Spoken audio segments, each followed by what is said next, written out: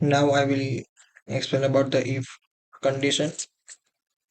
Like if I want to count the quantity which is greater than, for example, 7, then I just write if in logical test.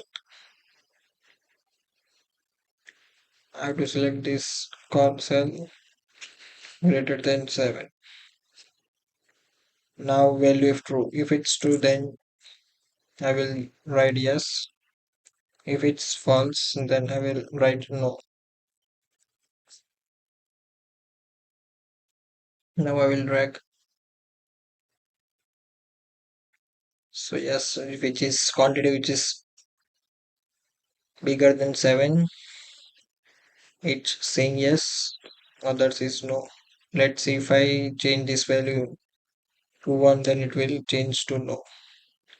If I change 5 to 10, it will say yes. So that's the if condition.